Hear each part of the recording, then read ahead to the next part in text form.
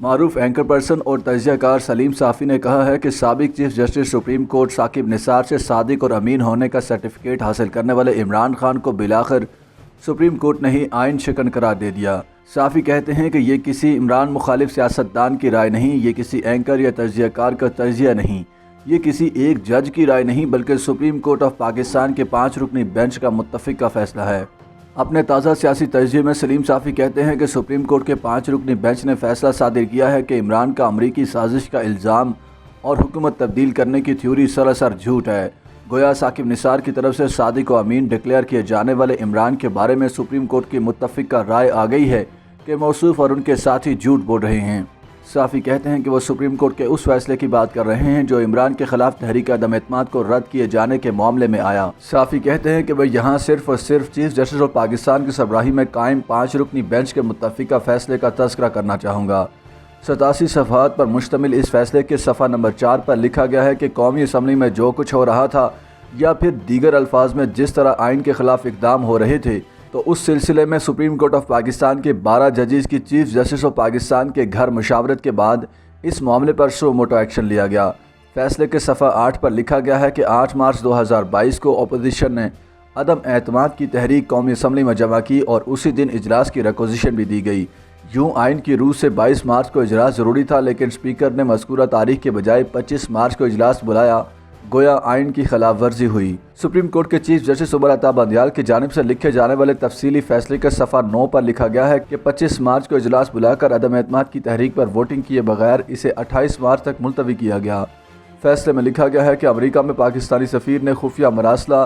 3 ہفتے قبل یعنی 7 مارچ کو بھیجا تھا، لیکن 27 مارچ کے جلسے تک وزیر اعظم عمران خان یا کسی اور نے اس کا کوئی ذکر نہیں کیا تھا۔ پہلی مرتبہ انہوں نے 27 مارچ کو ایک جلسے میں اس کا ذکر کیا۔ میں یا کوئی اور نہیں بلکہ سپریم کورٹ کا 5 رکنی بینچ اپنے فیصلے میں لکھتا ہے کہ 28 مارچ کو جب قومی اسمبلی کا اجلاس ہوا تو اس میں کسی حکومتی رکن نے سفیر کے خفیہ مراسلے کا ذکر نہیں کیا۔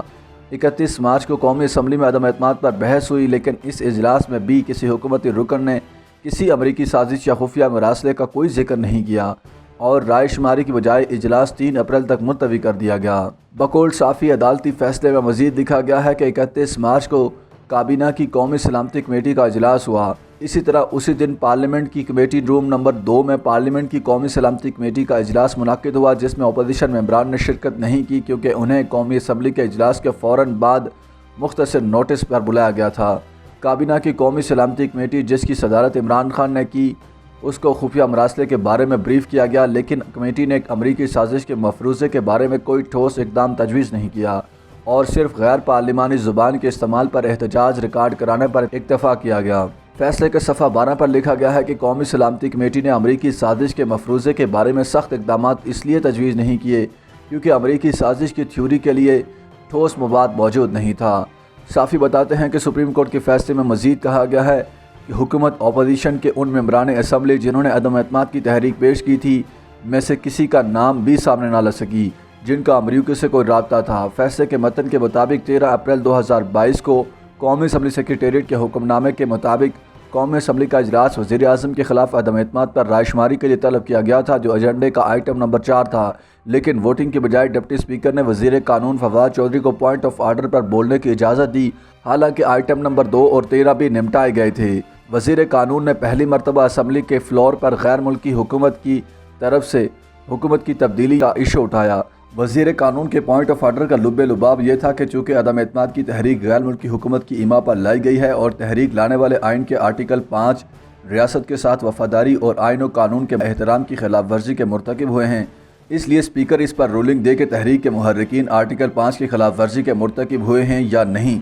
جو ہی وزیر قانون نے گفتگو ختم کی تو ڈپٹی اسپیکر نے اپوزیشن یا محرکین کو وزیر قانون کے الزام کا جواب دینے کا موقع بھی نہیں دیا اور رولنگ دی کہ وزیر اعظم پاکستان کے خلاف اپوزیشن نے عدم اعتماد کی تحریک 8 مارچ 2022 کو پیش کی تھی۔ عدم اعتماد کی تحریک کا آئین، قانون اور رولز کے مطابق ہونا ضروری ہے۔ کسی غیر ملکی طاقت کو یہ حق نہیں ہے کہ وہ سازش کے تحت پاکستان کے عوام کی منتخب کردہ حکومت کو گرائے۔ وزیر قانون نے جو نکات اٹھائے ہیں وہ درست ہیں، ویلڈ ہیں، لہٰذا میں رولنگ دیتا ہوں کہ عدم اعتماد کی قرارداد آئین اور قومی خود مختاری و آزادی کے منافی ہے اور رولز اور ضابطے کے خلاف ہے۔ میں یہ قرارداد مسترد اور ڈس الاؤ کرنے کی رولنگ دیتا ہوں۔ 5 رکنی بینچ کے فیصلے کے صفحہ 16 پر لکھا گیا ہے کہ ڈپٹی اسپیکر کی اس رولنگ کی وجہ سے عمران خان کو قومی اسمبلی تحلیل کرنے کا اختیار مل گیا، جسے استعمال کر کے انہوں نے صدر کو اسمبلی تحلیل کرنے کی تجویز دی اور صدر نے سمری منظور کرتے ہوئے اسمبلیاں تحلیل کر دیں۔ وزیر اعظم اور صدر کے ان اقدامات کی وجہ سے ملک 2 ریاستی اداروں یعنی مقارنہ اور انتظامیہ سے محروم ہو گیا، جس کی وجہ سے پیدا ہونے والے اخلاق کو پر کرنے کے لیے ان غیر معمولی حالات میں سپریم کورٹ کو حرکت میں آنا پڑا۔ سلیم صافی کا کہنا ہے کہ سپریم کورٹ کے اس فیصلے نے عمران خان اور ان کے ساتھیوں کو آئین شکن ثابت کر دیا ہے۔